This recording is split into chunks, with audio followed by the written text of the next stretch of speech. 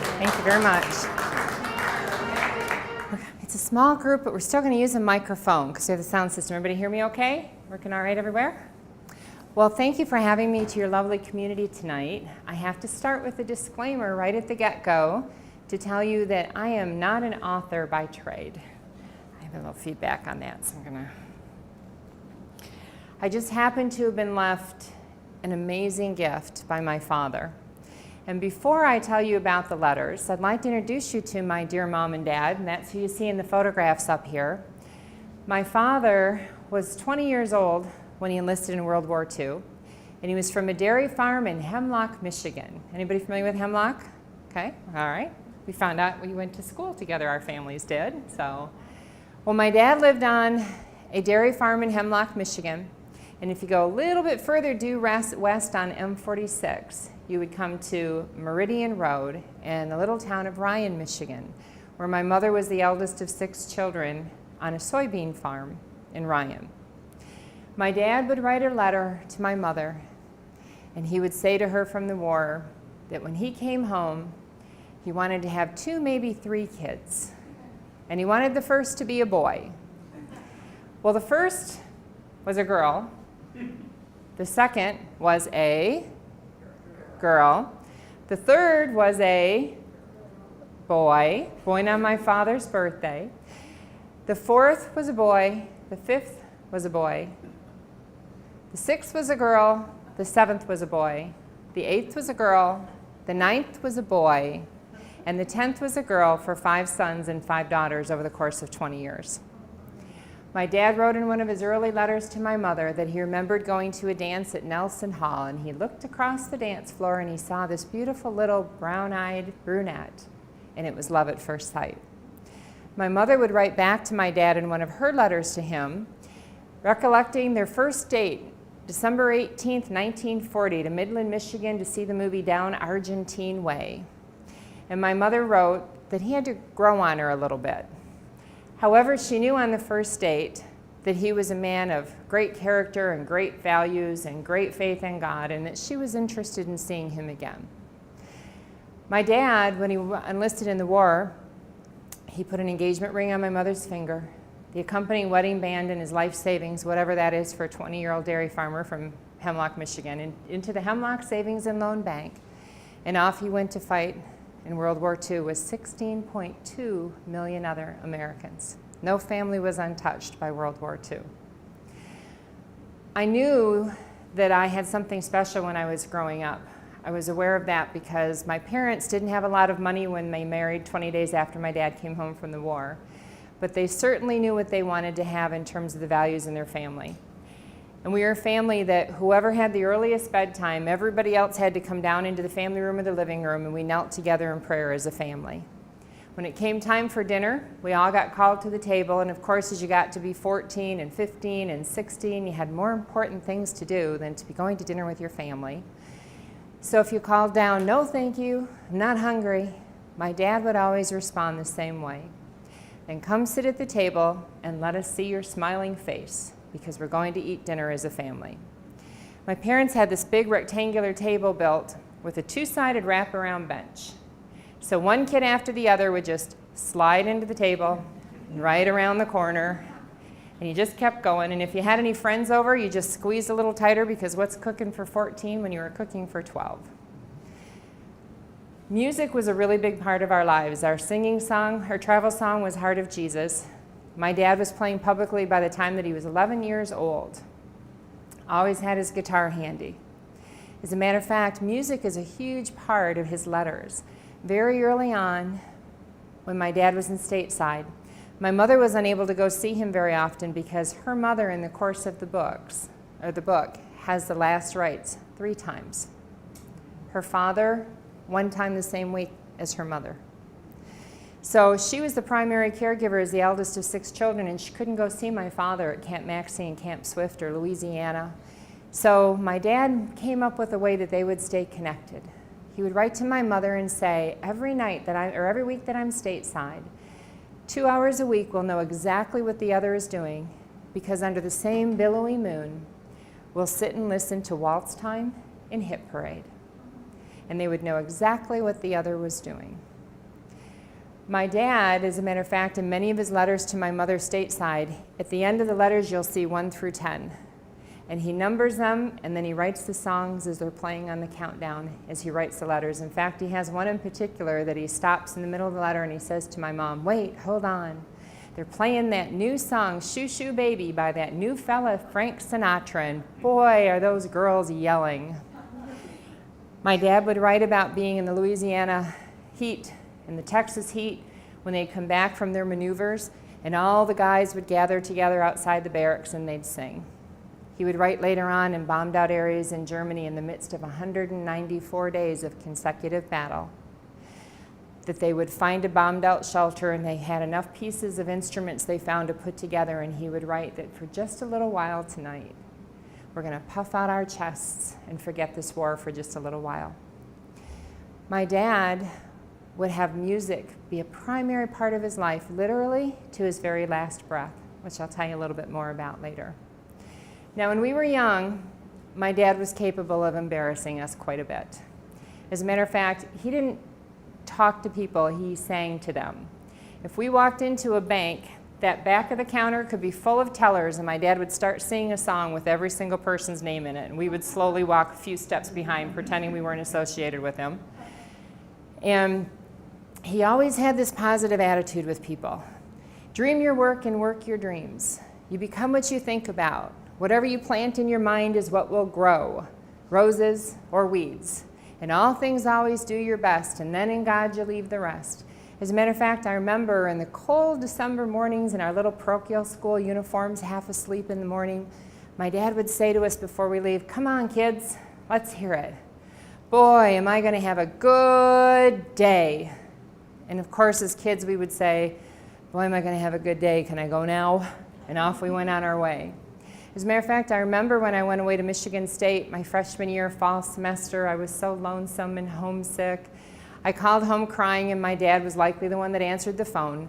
And I would be in tears. Poor me. I had to live in this little room with this other human being. I had to be up at like 10 o'clock to go to really hard classes on campus.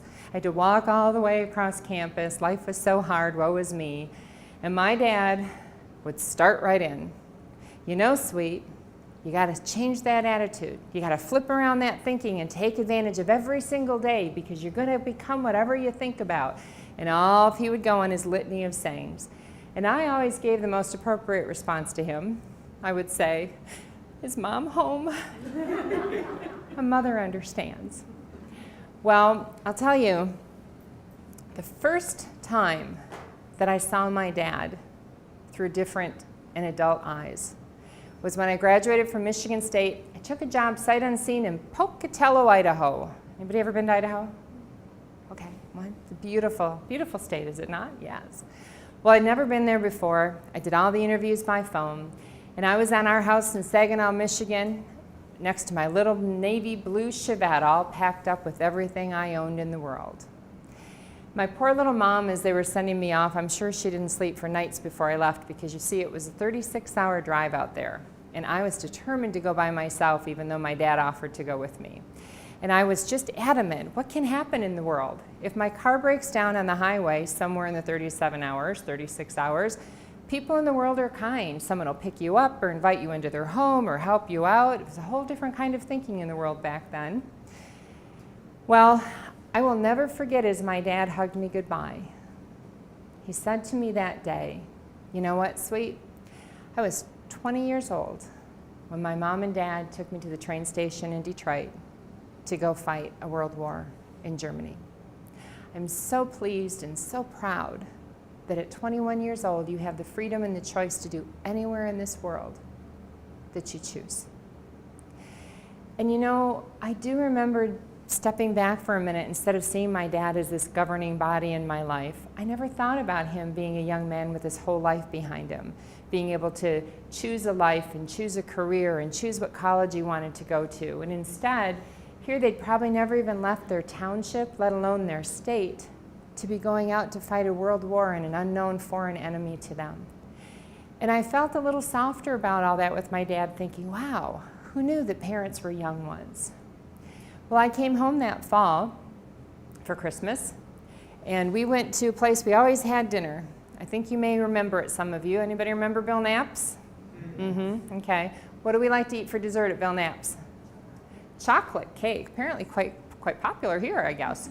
Well, my dad had the belief that you should eat the best part of the meal when you're hungriest. So while we were eating our salad, my dad ordered a large slice, please, of chocolate cake with a scoop of ice cream, chocolate sauce, nuts, whipped cream, the whole thing. And then we caught up together about the time we got to the entree. Well, that particular time, it was really interesting because my dad was looking at the menu, and I thought, well, what's up with that? We've been here enough, he doesn't need to do it. And soon I would find out. My dad, when the waitress came to the table, looked at the menu, and he says to me, oh, look, Teresa, Idaho trout.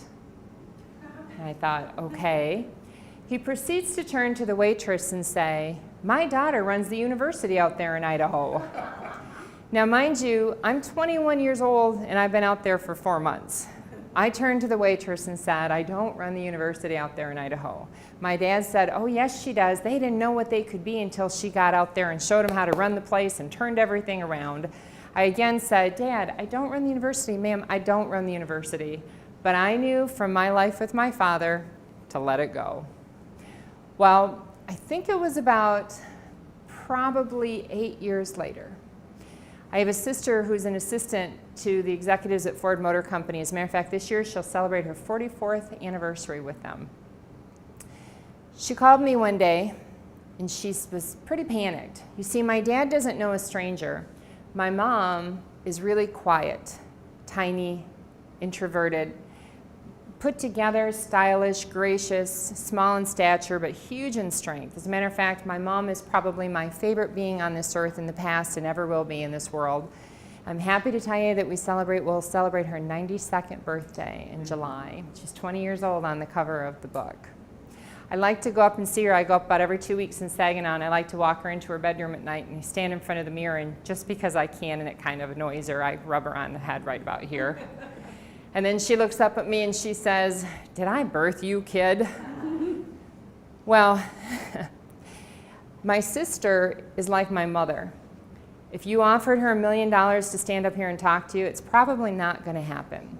So she called me with a real panic in her voice, and I said, what's the matter? And she said, oh my gosh, they're having a reception in the executive boardroom to honor my anniversary with the company. And I said, well, why is that a problem? You know all these guys, you've worked with them for years. And she said, no, that's not the issue. They just called and told me to invite Mom and Dad. Well, I knew what her panic was. Bill Ford was going to find out who runs Ford Motor Company, and it wasn't anybody in his family. It was my sister. And my dad would tell him how everything changed when she got there and how to run the company and probably review their stock price and their market plan and their business plan and everything else. And she was absolutely mortified at the thought of having this focus on her and the attention. I have to tell you, I don't know where it came from in me because I knew exactly how she felt. I'd been there many, many times with my father. And somehow, I said the words. You know what? Some people would have to be afraid at something like that their father drank too much. We just have to be afraid that our dad's too proud of us. Her sense of relief was apparent over the phone. And my sister said to me, thank you for the rest of my life for giving me that perspective. My father did talk about the war, unlike so many of our veterans. He talked about it on Christmas Eve when amidst Fisher-Price toys and 30 of us with grandkids and in-laws and all the activities and festivities and happiness, and all of a sudden through the evening, he would stand and say, 48 years ago tonight, 54 years ago tonight, 57 years ago tonight, 60 years ago tonight. And when he would proceed to tell us of the events of Christmas week in Germany in 1940. Very early on in the letters, you meet a delightful gentleman by the name of Riddell Ford. My dad meets him in his very first weeks that he gets to Texas, and he writes to my mom and he says, Riddell is just a swell guy, a peach of a fella, he writes. Riddell, my dad's feeling really sad for in his letters because he says Riddell's married and his wife is going to come visit him, and then she doesn't. She writes and then she doesn't. And it comes closer to the news that they're waiting to hear that they're probably going to be going somewhere. And then they move up to Fort Dix, New Jersey, closer to the point of embarkation to head to Germany. And Verdell's still not sure where his marriage is. Well, it was Christmas week, 1944. My father and Verdell were in a 4-story building in Germany, and it was their job to seek out German activity, when instead, a German mortar hit the house. My father fell 4 stories, and he was okay. But that night, Verdell became a paraplegic for the rest of his life. Now, I have to tell you, Verdell's marriage did not survive the war, but Verdell did. Verdell went on to Tennessee to a hospital there, a VA hospital, and he met the most beautiful and amazing nurse by the name of Betty.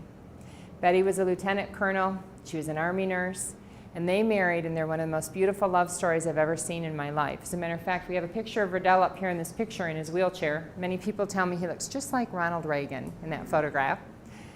Verdell, when you met him, you only saw his wheelchair one time. After that, he transcended it. His booming southern drawl, his great laugh, his sparkling blue eyes, his energy for life. We have pictures as little kids when they would come to visit us. We were all hanging all over his wheelchair and climbing on his lap. My dad would say that they went on to have 10 kids to share him with Betty and Verdell. And when we outgrew the house that we were living in, my mom and dad built another house to accommodate the 12 of us in the yard right next door. And every single door frame inside and out in that house on the first floor is built extra wide to accommodate Verdell's wheelchair.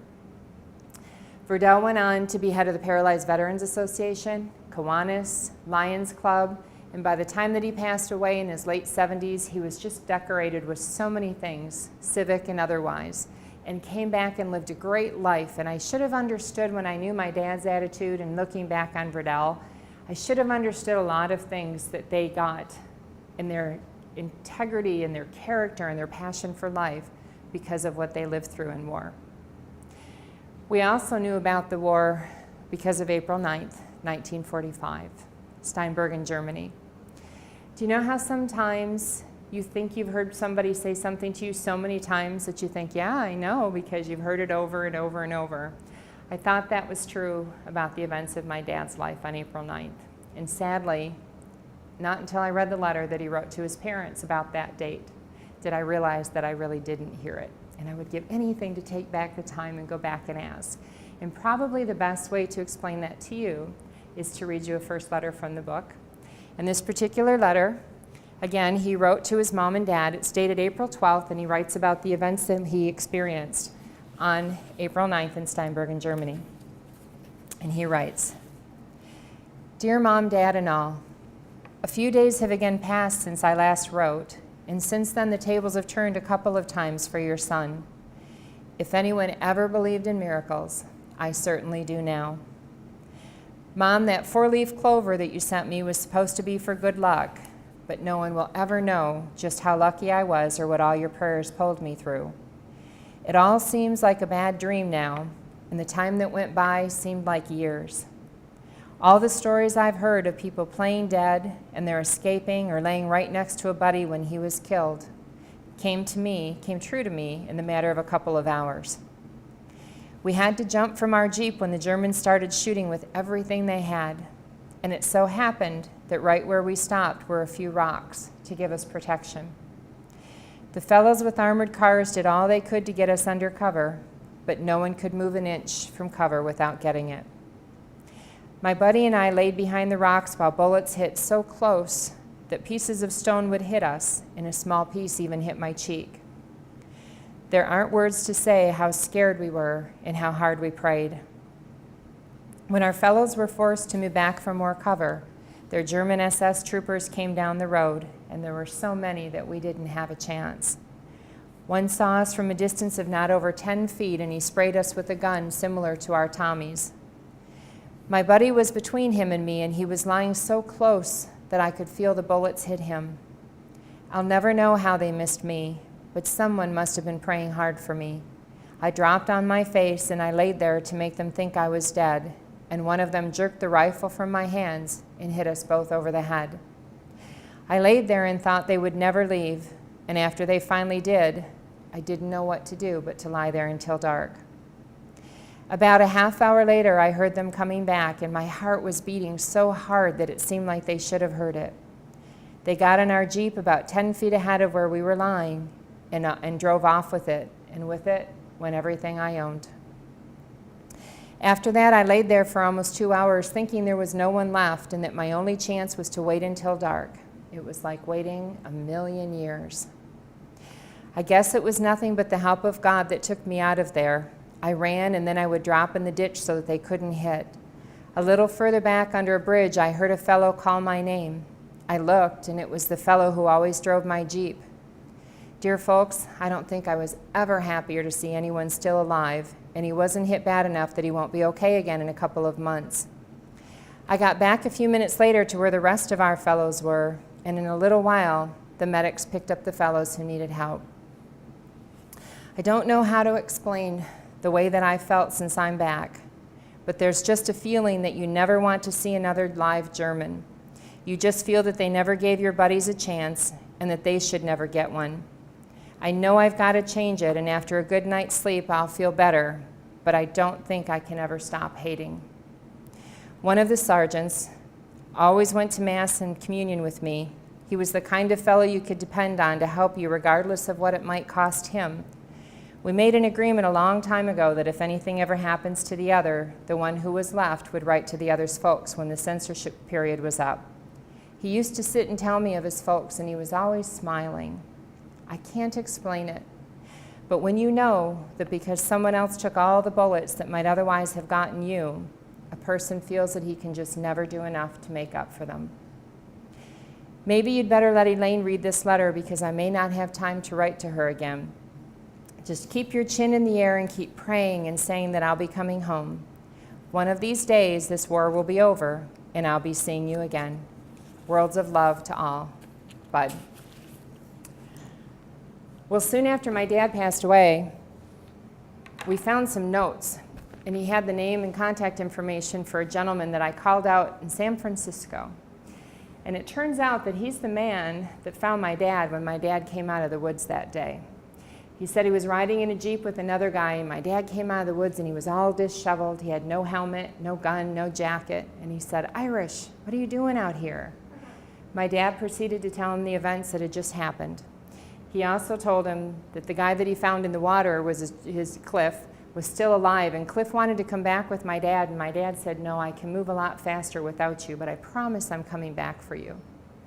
He also would tell him that while he was waiting playing dead, in the course of that time, he heard a call, "Help, help." But you were taught in your training to never respond because an enemy tactic is to speak in English so you think it's one of your own comrades. So he waited a while and soon was able to figure out that it was two guys from the Arbor group that came in and tried to cover them, and both of them had been shot as well. And my dad promised them that they'd come back for them. Well, they took him to the command center, and the commanding officer said, "We can't send an ambulance back in there. We can't send them because we've lost so many medics in hot areas, and it's just not possible." My dad was just determined. He promised them that we'd come back. And the only way they said they'd go is if he was willing to stand on the outside running board of the ambulance and to wave a white flag as they drove into the area, which of course he did. 2 days later, he would receive the Silver Star. That particular letter was kind of hard because he didn't want a Silver Star. He wanted to go back and have vengeance for the lives of his buddies. But he would write his mother a letter later. I think it was actually in a Mother's Day letter that he said to her, "I'm sure you think I'm coming home with hate in my heart, but I'm not. It's probably good that I've stayed here a while because he sees that so many people, even in Germany, were victims of the choices of a few leaders, and that this isn't the way we're going to have peace in this world, is to harbor these types of feelings."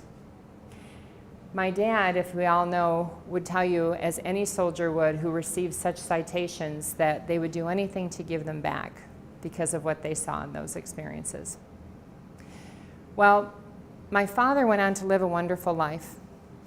He became a general manager of life, health, and disability insurance. True to his form, when he married my mom and dad, or when he married my mother, those 20 days after he got home, they spent their honeymoon with the family of Jack Davis, one of the soldiers killed that day in Erie, Pennsylvania.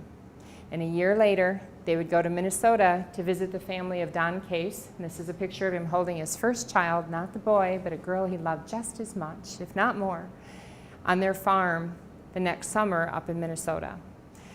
He promised that he'd go see them, and they loved him like a son and stayed in touch with them over the years, in the early years. When my father went on to live his life, my parents were really good at random acts of kindness. One of the ones that I remember most that touched me when I was a kid, my dad sat on a lot of boards, and one of them was the Boysville home in Saginaw, which was an orphanage for kids. And one night my parents were coming back from an event, and they passed the Boysville bus, and they flagged it down and told the bus driver to pull into the McDonald's. And he said, let the kids go out and order anything that they want in McDonald's because they don't have a mom and dad to ever take them there. And they were just really good about those small acts of kindness and the simple things in life that are so important to do in our days. Decades later, the 102nd Infantry Division would be invited back to France.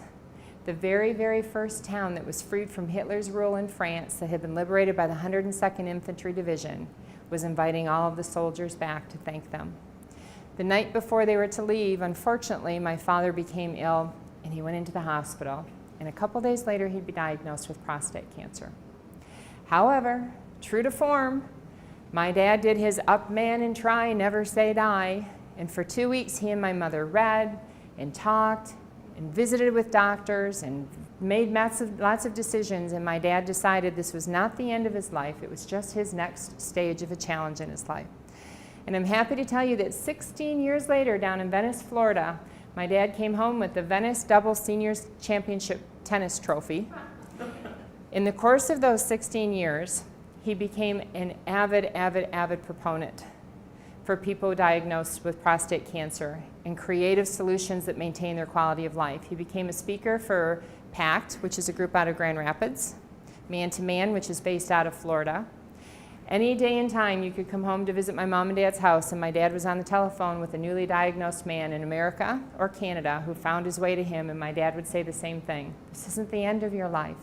This is just the next chapter, and you just have to make good decisions. Before my dad was done, he became the first person ever to go on intermittent hormone therapy. He's written up in books about it. He helped to design his own plan of treatment for it. And he spoke to 600 physicians at the Center for Disease Control in Atlanta, Georgia, where he talked to them about making patient choices that aren't radical and surgery and radiation and all the extreme things right away, and instead recognize the person in front of you and find a way to maintain their quality of life. Well, unfortunately, it became clear in the winter of 2006 that my dad's time was drawing near.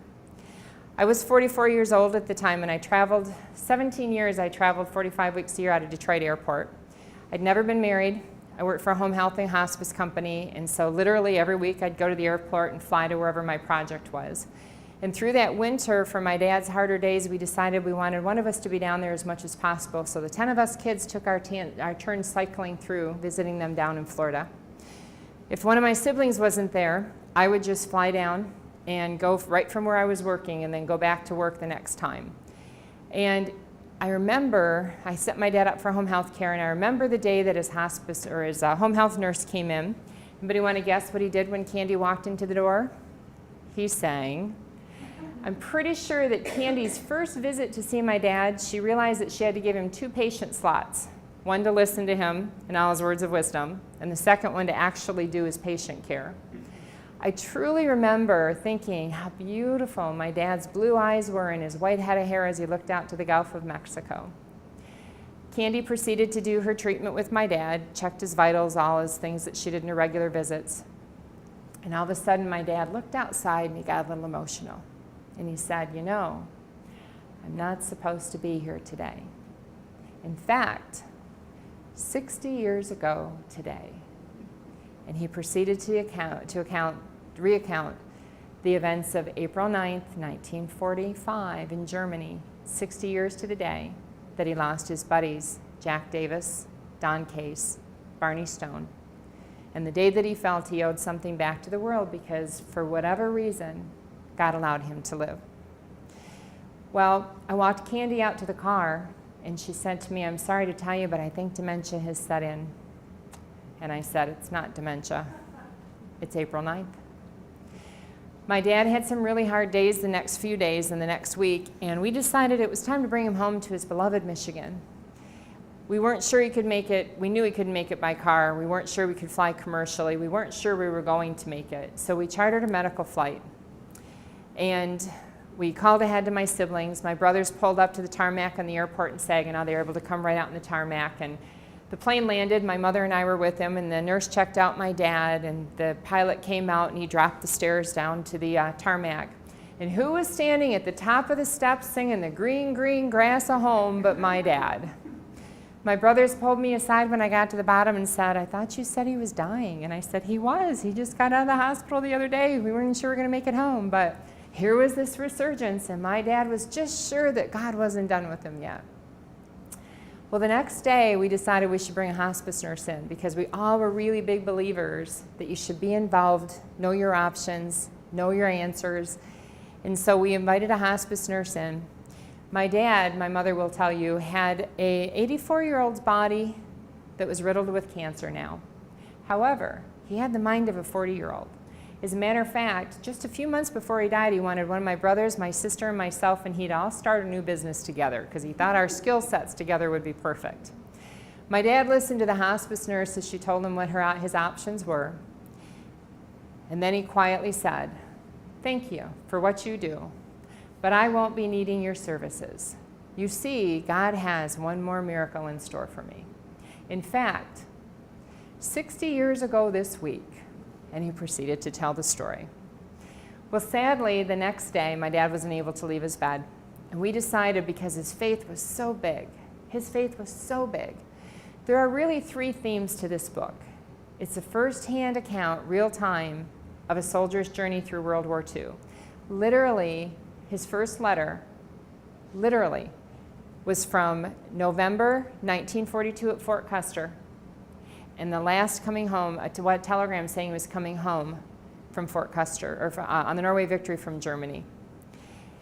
My father, in his letters, was so proud because they used his Jeep, which you'll see in the center picture there, dubbed "Why Worry?" He used the hood of his Jeep for an altar. And every time he got to a new base camp, he would go and he would find the Catholic chaplain and say, "I'm your altar boy." And he would serve all the masses that they served that day. He talked about when the chaplain came to find them in the Louisiana field maneuvers, and he said there really wasn't much to confess about because there wasn't too much to sin about out here in the Louisiana field maneuvers. As a matter of fact, some of his lighter letters are from there, and one of them he says he's got the solution for the war. We should just open the West Coast and let those Japs come on in and introduce them to the chiggers that are biting them all up down there in the Louisiana fields.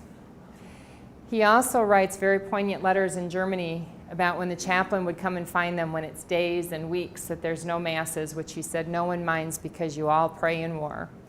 But he would talk about when they got respite and the chaplain would come to them and how they would kneel in a bombed out shelter in Germany and say from private to general, there was absolutely no rank when we were all together in that room.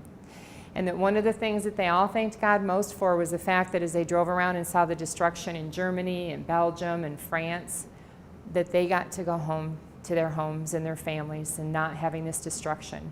But as he wrote in one of the letters that it's a good thing that everybody engaged in the war when they did because only God could have stopped what was happening over there. Well, his faith was so big, and when our priest, our wonderful parish priest, Father Heller, walked into the room, my dad just beamed. "Father Heller, life is good.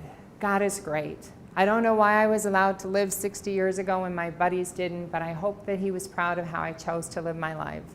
I hope he was proud of the fact that every day I tried to give back more because I got to live when the others didn't." In the end, I have to tell you, I'm not sure who gave the last rites, my dad or Father Heller. Pretty sure it was my father, quite frankly. But it was a really beautiful experience, and I honestly remembered standing at the foot of his bed thinking how I ached for his certainty about his faith. His unconditional, unwavering faith in what was waiting for him. The next day, unfortunately, my dad lost consciousness. And then on a beautiful Tuesday evening, April 25th, 2006, in the last hour of my dad's life, we decided to give him back something that he gave us our entire lives. So we surrounded his bed and we sang to him. Heart of Jesus, tell me why, you'll never know. Silver-haired daddy of mine, how great thou art. And just as my brother was pulling out his guitar to start singing the green, green grass at home, my dad appeared to open his eyes and sing along with us, and at 8:23 p.m. he quietly left us.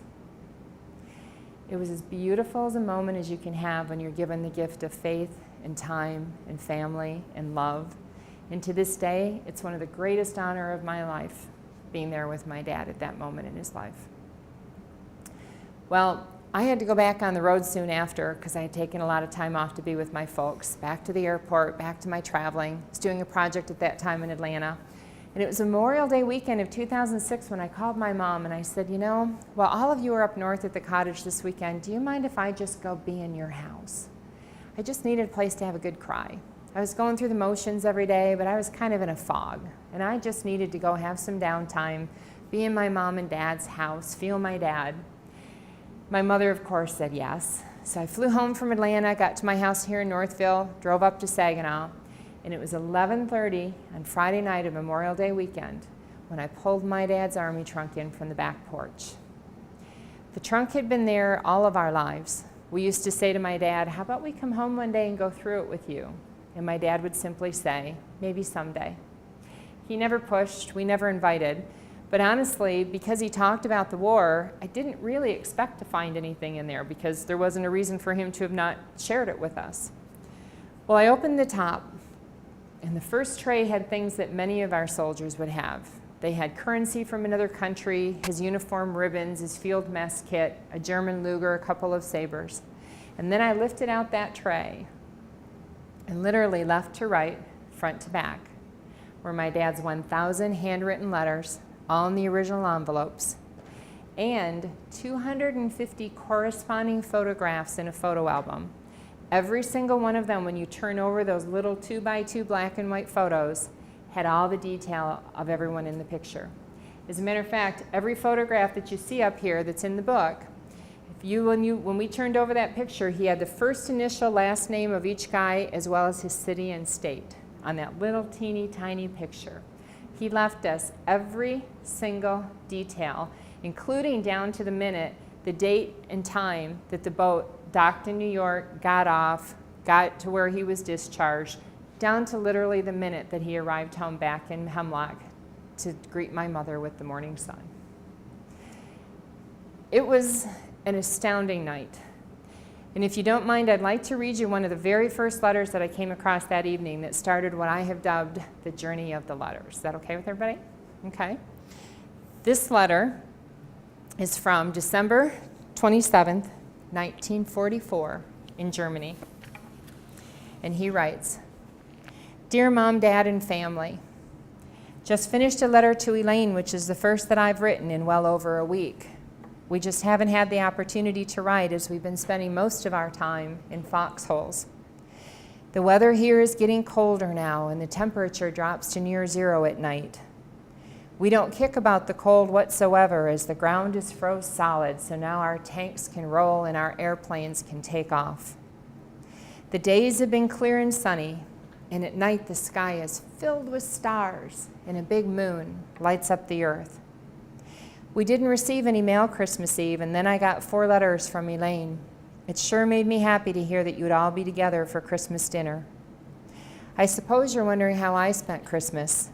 Well, folks, Christmas Eve and day were spent, as were several days before, in a foxhole on the banks of the Roar River.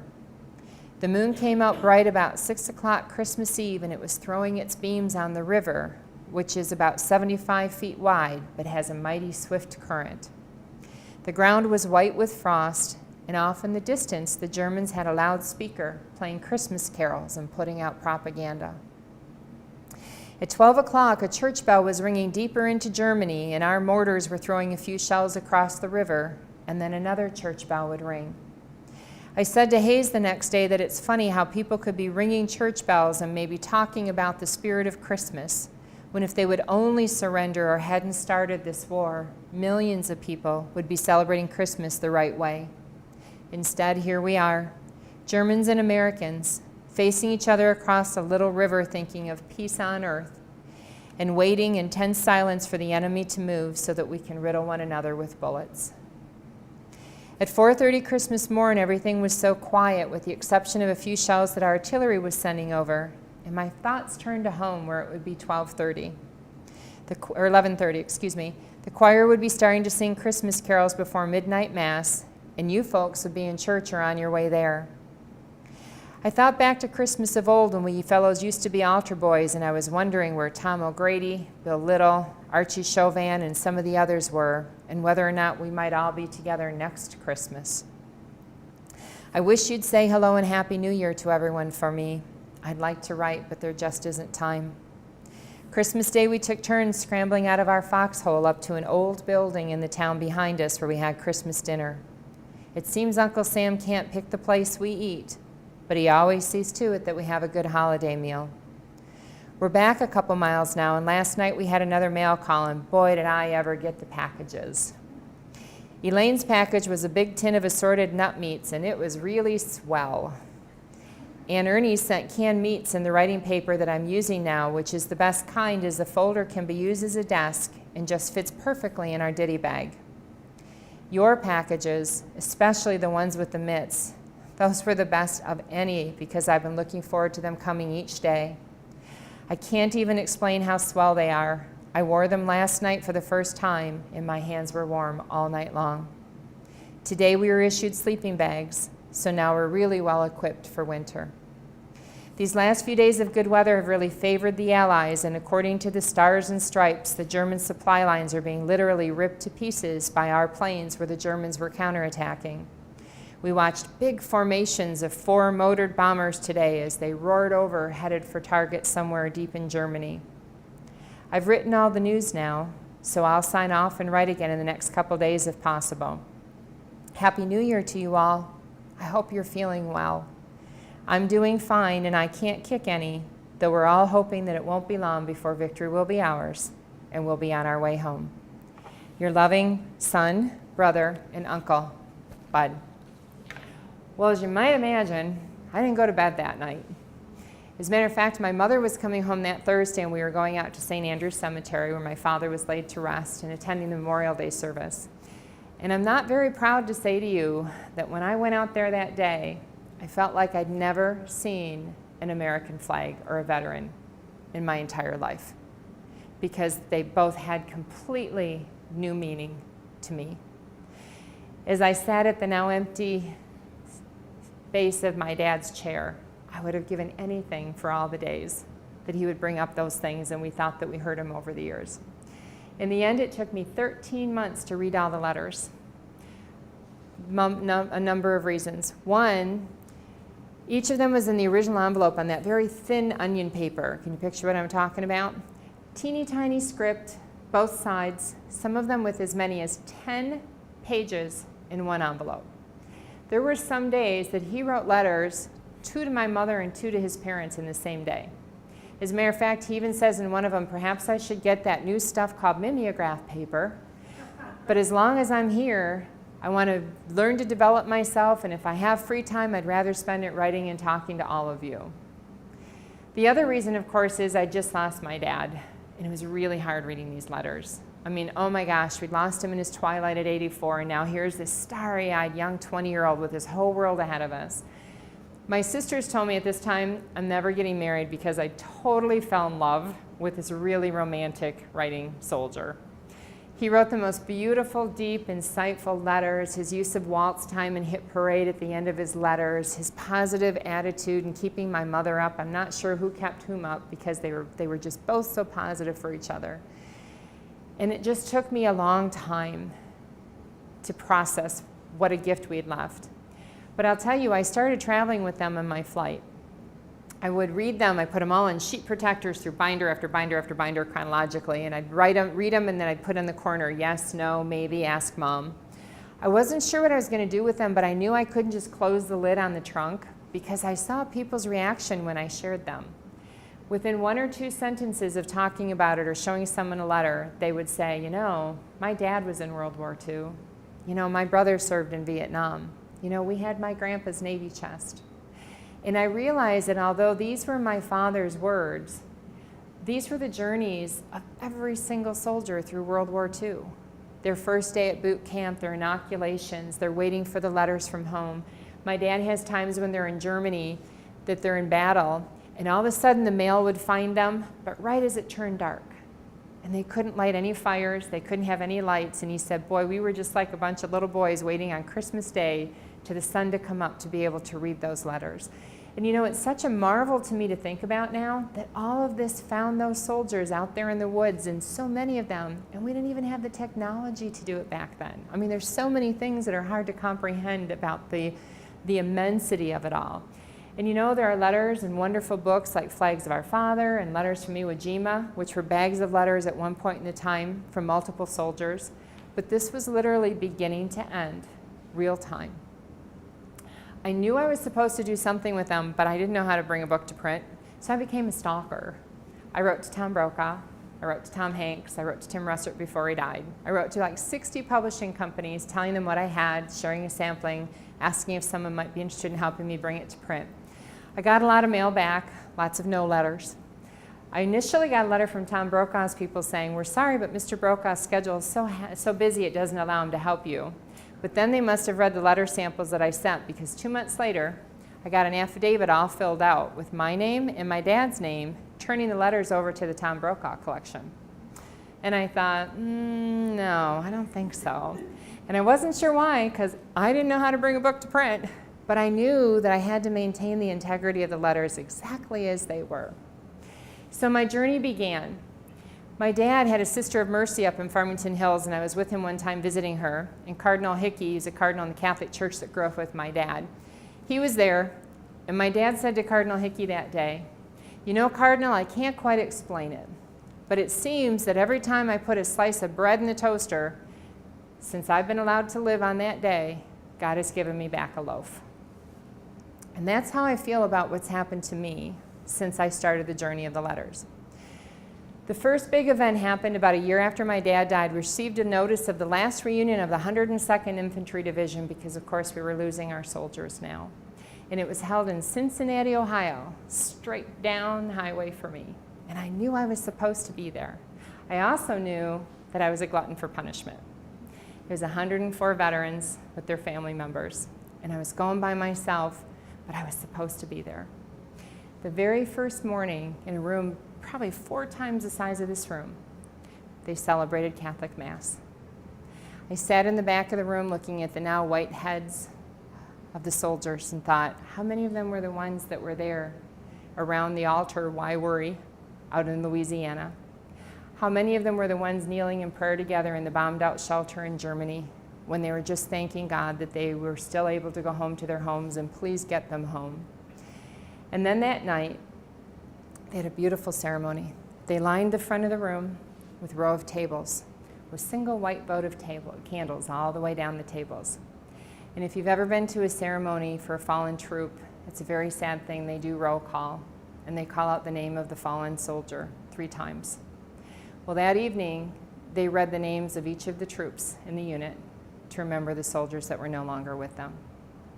And then they broke out this beautiful, like 14-piece big band, and they started playing that old music. And they started playing one song in particular, and it brought to mind not only childhood memories for me, but a letter that my dad wrote to my mother, and he said, I don't care how many gas ration coupons you have to use. If this movie comes to Midland, you need to get there, and you need to see this movie, and when you hear this song, you need to imagine that I'm singing it to you. The movie was Hello Frisco Hello, and the song was sung by Alice Faye. And it goes something like this, and if you know it, I hope you'll join me. You'll never know just how much I miss you. You'll never know just how much I care. And if I tried, I still couldn't hide my love for you. You ought to know, for haven't I told you so 1,000,000 or more times? You went away and my heart went with you. I speak your name in my every prayer. If there were some other way to prove that I love you, I swear I don't know how. You'll never know if you don't know now. Well, the two gentlemen at my table who had adopted me in, being that I was there by myself, wonderful members of that wonderful generation, they turned to me and said, "How does a young thing like you know the words to those songs?" And I said, "Oh, gentlemen, we're just getting started for the night." So that was my first big loaf of bread. The next one came a year later. You see, included in my dad's letters were 5 letters, 3 from the mother of Don Case, and 2 from the mother of Jack Davis that died next to my dad on April 9th.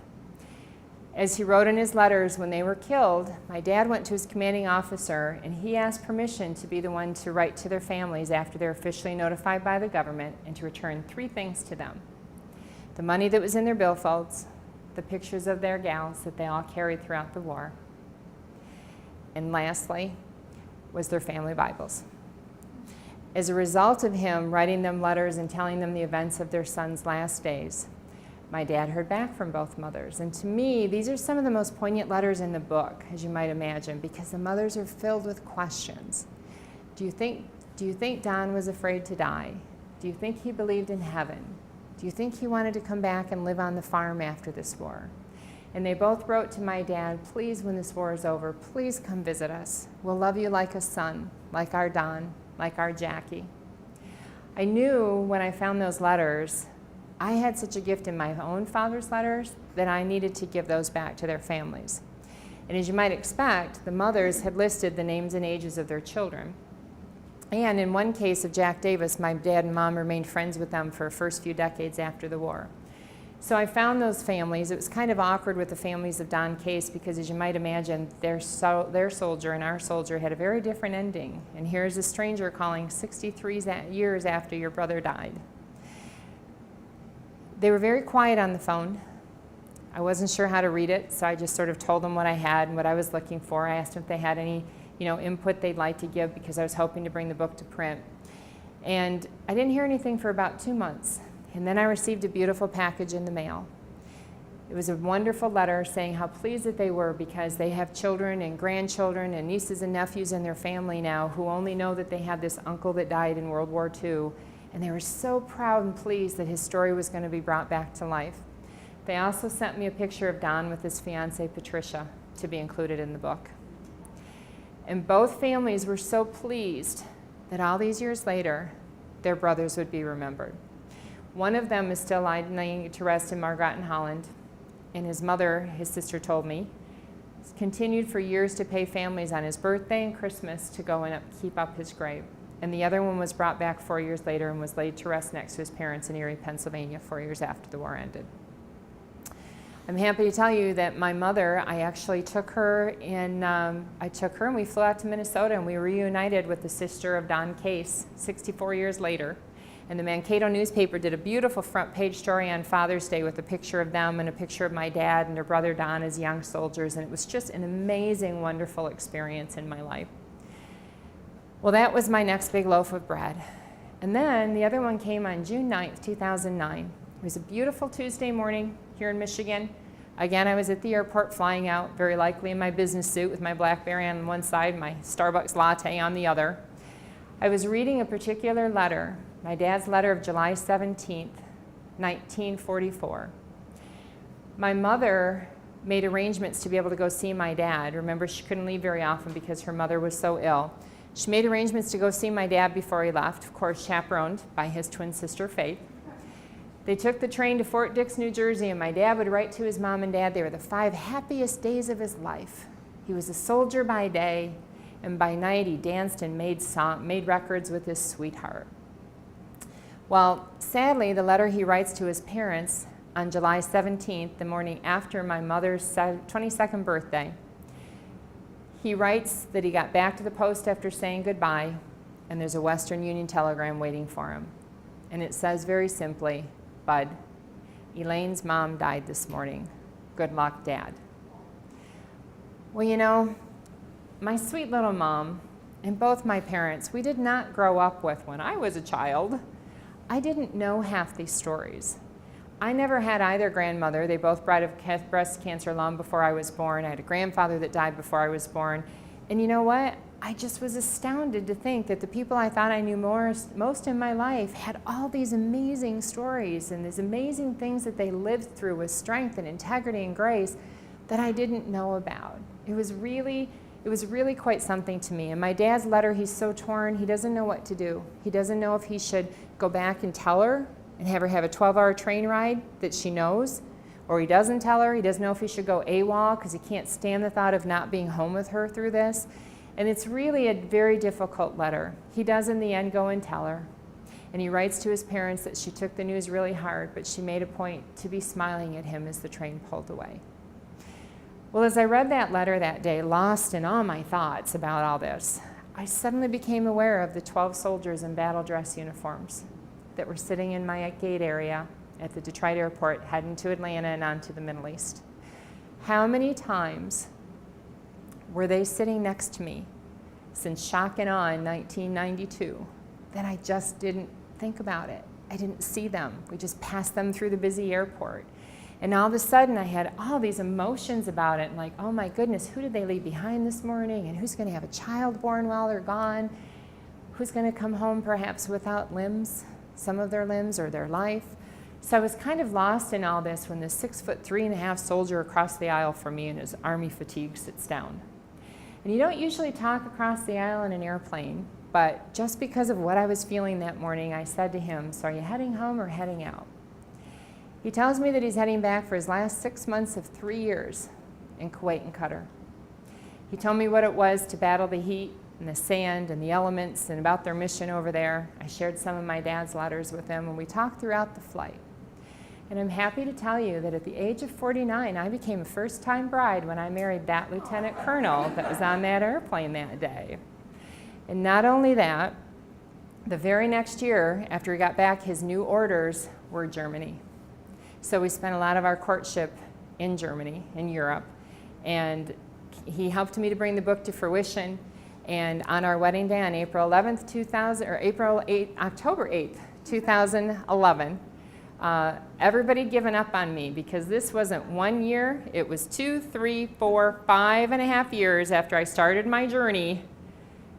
We had, at our end of our wedding reception, we had them bring out an easel with a big framed picture covered up, and we unveiled the book to the surprise of our family and friends. The only ones that knew were my mother and my 2 sisters that typed the letters for me. And I got to tell you, it couldn't have been soon enough, because when I first found the letters, the Saginaw News did this beautiful full-page front story again on Veterans Day. And after that, every time I go home to Saginaw and take my mom to St. Stephen's, people would say, "How's the book coming? How's the book coming? How's the book coming?" And one lady in particular, we grew up with their kids, she came up to me one day and she said, "You know, my husband and I are dying at some point, right?" And I said, "Yes, I know." And I just didn't want anybody to talk to me about it, because I had this huge self-imposed pressure. This pressure was that after you finish reading the letters, there's certain things that you have to know the rest of the story about. So I wrote the introduction, and I wrote 6 chapters at the end of the book. Home at Last, my favorite chapter, Loving Elaine, Fallen Comrades, Waging War on a New Enemy with my dad's battle with cancer, A Life of Purpose, and lastly the chapter, The Final Farewell to Our Soldier Boy, about my dad's last days. And I was quite perfectionistic, as you might imagine. I was just sort of blinded, and maybe it's also because this was the last piece I had to deliver and give to my dad. Well, we finished the book, and I started talking about it in April, but I have to go back. The first year when my dad passed away, we decided to shake things up a little bit for my mother. Instead of having Thanksgiving in Saginaw, I'd host it in Northville. So my mother, at the age of 84, gets in her car, drives to my house in Northville. She comes into my house and she sees like my home is transformed. It's got binders and letters and sheet protectors. And my mother proceeds to say, "I have something to tell you. I couldn't imagine the topic. She proceeds to tell me that she has her 400 letters back to my dad's 1,000 letters for the first 2 years that she was stateside. Now, I told you my mother's more shy and quiet, so I had to stay very calm, although my heart was racing, and I said, what are you thinking you're going to do with those? My mother proceeds to tell me, yesterday I went out in the backyard. I decided that they should remain private between your dad and I, so I went out in the backyard to burn them. That's exactly what I felt, staying calm. She said, however, I wasn't sure if the township permits burning. And I'm telling you, I truly made the sign of the cross mentally, because my mother drives with her hands at 10 and 2 because you're supposed to. And she's at church most days that it's offered. So again, kind of recovering from that, I said, and what are you thinking you're going to do with those? My mother proceeds to tell me she is going to give them to me, but she has 2 conditions. One of them, I can't read them in her lifetime. And the second, I have to promise to tell my brothers and sisters that their courtship was pure. I said, oh, Mother, for heaven's sakes, the worst thing in your letters is Dad writes to you from Texas and he says, I don't care who's listening on the party line tonight, even Father Cal. I'm going to tell him I better hear some receivers click because I'm going to say, I love you. I said, you know what, Mom? I think that's probably a kind of dating value that our world needs today. So it would be okay to share that. But I understood and I respected it. It was her right. And I already had this great gift in my dad's letters. Well, after I found the families of Don and Jack, and incidentally, one of those families still had one of my dad's letters that he wrote to their family after their brother died, and they sent it to me to be in the book. After I found the sisters, after I found letters in my dad's trunk from his own parents, my mother gave me permission to read her letters, and I've included 8 or 10 of them in the book. I have to tell you, I was not prepared for how sad my mom's letters were. They were sadder than my dad's. We forget what's happening stateside when there's a war. The men are all gone. There's no one to do the jobs. There's rationings and blackouts. The Rosy Riveters were moving in to support all the war efforts and the jobs. And there was just so much hardship and heavy-heartedness, and it was just an astounding thing because we don't think about that. And you know, my mom told me the most amazing story one day. At the same time that my father was in an army of occupation on guard duty in Germany, he's got a picture that's in the book of all the German soldiers behind a barbed wire fence. And my dad writes to his mother and says how hard it is because the German mothers are coming up to the American soldiers begging them to let them go up to the barbed wire and talk to their sons, and they're not allowed to. And my dad says, gosh, Mom, I think what it would feel like if that was us, especially being a prisoner of war. At the same time that my dad was on guard duty, my mother in her little house in Merrill, Michigan, was cooking lunch and feeding the German prisoners of war that were brought out to their farm under guard to work the land. Now, I know I've had history in my lifetime, but I have to tell you, I didn't realize that we brought over prisoners from World War II and put them all over the United States. I was absolutely amazed. My mother continued to tell me about the fact that everybody would go down to the general store every day because in the window they would post lists. Missing in action, killed in action, wounded in action, prisoners of war. And if you walk through any street in America in World War II, what did you see in the houses, in the windows of houses? Stars. Blue star for those who were serving that turned gold for those who were lost. Well, I was just astounded at the things that I learned. I was just astounded at this journey. I knew that there was something that I was supposed to do. And I loved my job. I did love my job. But I had said for years, there's something I'm supposed to do with my gifts other than work for the corporate world. And it became clear to me. It became clear to me because I became discontent soon after I finished publishing the book. And then I was at a book fair one day, and this gentleman came up to the table and he picked up a book and he read a few letters and he put the book down and he pulled out his hanky and he picked up the book and he started reading again. And of course I had introduced myself to him and I said, Bill, are you a veteran? And he said, yes, I am. And I said, thank you so much for your service to our country. Bill felt the need to add a caveat. He said, but I served in Vietnam. To which I replied, thank you very much for your service to our country. The very next week, I got another email from Bill, because on the bookmark in the book was my email address. And he wrote and he said, I'd like to order 2 more books to have them inscribed for my adult sons who are home for a baptism. But he said, more so, I'm writing to tell you that I can't remember the last time that anybody ever thanked me for serving in Vietnam. I was really moved by that fact. I was deeply, deeply saddened by the fact. And you know, it took me back to my conversation with my mother, because when I found out about her cooking for those soldiers, I said to her, Mom, how did you feel about that? How did you feel about the events of April 9th? How did you feel about Dad's letters where they're across the river waiting to shoot each other?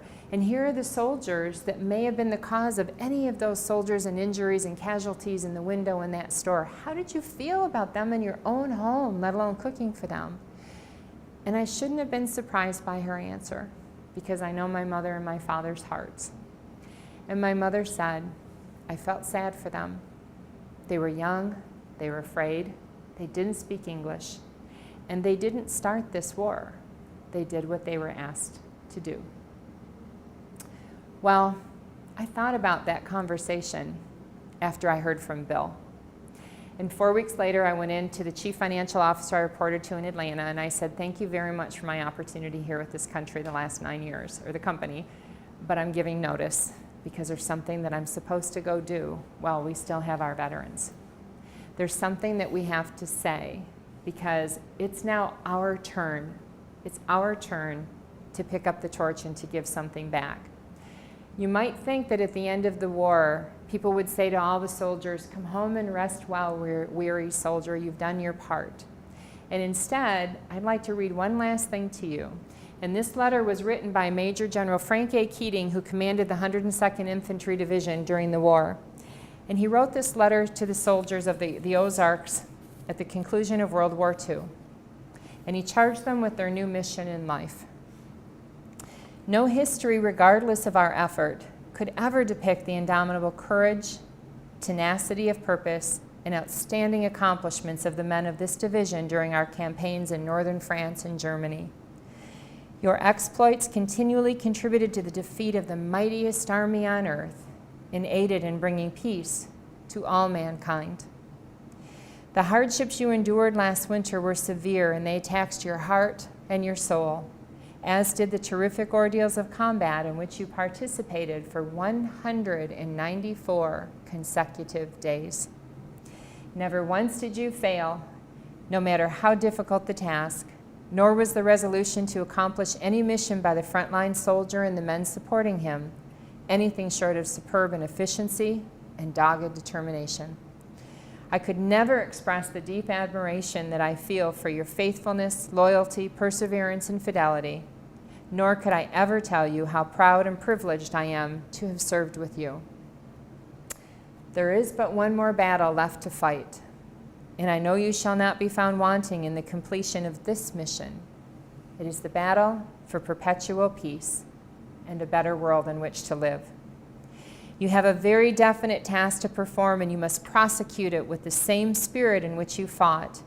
As citizens of this, the finest country on this planet, I hope you shall take back with you an indelible impression of the better things in life, a more thorough understanding of human nature and mankind in general, and a full realization of your duties of citizenship. They are as definite, serious, and obligatory as the tasks you performed in uniform. Never forget this responsibility. Many of our comrades will not see or read this brief history of the 102nd Infantry Division. They repose in eternal sleep. The sacrifices they made were comparable to yours in every way, and they gave their lives for us and for our country, that we may carry on where they left off. It is to them that this volume is humbly dedicated. Wherever you go, whatever you do, remember the pride and prestige this division has established, and never lower our standards. You have done a magnificent job, and I congratulate you. Frank A. Keating, Major General, U.S. Army. 1 week before I went back to speak at my dad's old hometown, Hemlock Library, a year and a half ago, a senior in high school committed suicide from bullying. and a 29-year-old man newly married with a baby on the way committed suicide, and to this day no one knows why. And I think about all that. I think about the challenges in life today. I think about our greatest generation. And I think about the fact that we have to stop thinking that all that was good is ending with that generation. We have to forget about what's happening in politics and the larger world, and we have to look at the things that we have the ability to do. We have to flip our thinking from entitlement to opportunity. We need to remember that instead of waiting for life to happen to us, we need to go happen to someone's life. We can't fix a lot of the issues in the world, but you know what? In this very community, I promise you that today, someone felt despair. Today, someone had heartache.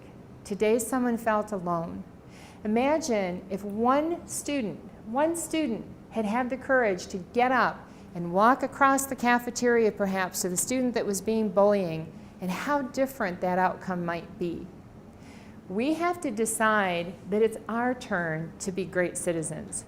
We need to look to our left and our right and the person right in front of us in our community, and we need to be aware that we need to give something back. We have to make eye contact when we pass people. When I traveled, I used to always tell my team, 2 non-work related statements before you start a job. How are you today? What lovely weather. You look wonderful in red. Start something. Think of the difference in your exchange when you go to your library and your bank and your McDonald's. When people start with the person first, what a wonderful, happy thing it is. When I used to travel, I remember one time in particular I got pulled aside, like checking me for gun residue or something at TSA. And I said, oh gosh, what a hard day for you guys with all the storms and the flight delays and everybody's backed up. And I heard a new employee say to an old employee about me, how long does it take to get her through an airport? And I thought, you know what? That's a good problem, because that's how life should be. I don't want our country to know war, but you know what? I want us to go back to family dinners. I want us to go back to times when you sit at a table and you don't see what we see at restaurants today. What's everybody doing today? Texting. Now, I'm the first to admit, I have 4 nieces that when texting first came out, they were all sleeping overnight.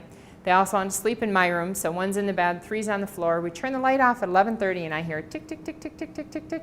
And I said, girls, who are you texting at 11:30 at night? And they all said, each other. I want us to be able to be happy and to dream, but we also have to remember that we became what we did because of people that stood up for our country and our values and remembered what family and love and communication was about.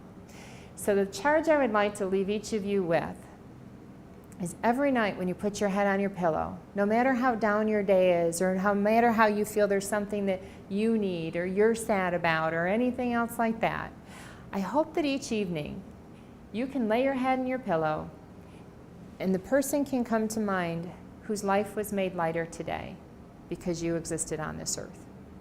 And little by little, by being citizens in our own community, we can start to bring those values back, and that's the best way that we can honor those who gave us our freedom. I have to tell you, it's really hard for me. I see a falling star, and I think, what does a soldier wish on that when he's in a foxhole? You come out under, our cold December evenings when the ceiling is so low in December in the sky, and I think about them being in those foxholes. I think about the fact that it was December 29th in northern Germany when they got their sleeping bags. I come out from a nice night at a movie theater in the cold of winter, and I can almost cry when I find someone's dropped a mitten, when I think about my dad's mittens and how he waited for those so his hands wouldn't be so cold holding that rifle. I think about all the things, and if there's one thing the book has given me every day of my life, it's been perspective. Because when we think we have it hard, pick up that book and you can open it to any page, and all of a sudden you feel differently. My husband, is still serving at Fort Bragg, and he has a little stand on his desk, and he says, any given day with any task that we're doing to support our soldiers, you can open that up, and you have the perspective. I'm so pleased to have been here tonight. I'm so pleased that now, even though I was the one that probably clashed the most with my father of all the girls, I think I found out it's because I'm the most that's like my father's daughter. But I am so delighted that I made this choice in my life. And although it's a different kind of wealth, I've never been richer. I didn't find my publisher. We bought it to print ourselves. I'm the publisher, the author, distributor. Literally, if you order from Amazon and Barnes & Noble, I ship it to them in New Jersey, and they ship it to you where you go. I drive around with them in my car, but you know what? I have a great piece about it. We've had wonderful reception. We had 65 events in 2012, 85 last year, and we're on our way to exceed that to this year, just going community to community to share the story of the journey of the letters and our next steps in citizenship. I thank you so very much for being my latest loaf of bread, Costco size. And I thank the library for inviting me here tonight, because it's been a pleasure to be with you and to share my mom and dad's journey. If you're interested in this program for someone else, we've got 50 programs scheduled already. On our website, 1000lettershome.com, we have all our upcoming venues as well as letter excerpts and the opening of the book. So I hope you'll take the time, but more so, go out and love those we love well. Thank you very much for joining me tonight. Thank you. Question or comments I can answer for anyone? Yes? What is your next book? What is my next book? Well, they're probably... No, I honestly don't, because I don't consider this my book. It's my dad's. I mean, I did write the beginning and the ending, but it's 320 of his 1,000 letters and 104 of his photographs. So I don't consider myself an author, and quite frankly can't imagine what I would have up here that would be interesting enough for people to buy a book. Plus, quite frankly, this one took me 5.5 years, so I don't know if one's in my future, but if it is, I'll let you know. Yes? Did you talk to other people who were compiling letters from that era? You know, I didn't at the time, but since then, it has become an amazing thing. And this lovely lady in the back just shared with me she brought a box of her dad's letters that she hasn't read yet. So I have had so much interaction with people that have written, that have their letters or bring their letters to the event or are going through the emotion of not having read them yet. Probably the most common thing we're starting to get is people that are writing saying, hey, can you tell me how do we go about bringing ours to print? As a matter of fact, my husband, we had happy news yesterday. Well, first off, we've been married 2.5 years and we've never lived in the same state. So we're hoping that's going to happen in the end of September when his current tour is over at Fort Bragg. But yesterday we found out he was promoted to colonel. Came out on the review board, so that's an exciting thing. But one of the things when he's finished with his full-time tour is that we would like to help other people, because we literally started a publishing company called ATLH, 1,000 Letters Home, really creative. But would like to just help people to bring their family memoirs to print, even if they just got one coffee table book. So there's a lot of options that we do, and that's probably the most common question that we get anymore. Anything else for anyone? All right. Well, thank you again for joining us tonight, and safe travels home. All right. Thank you. Good night.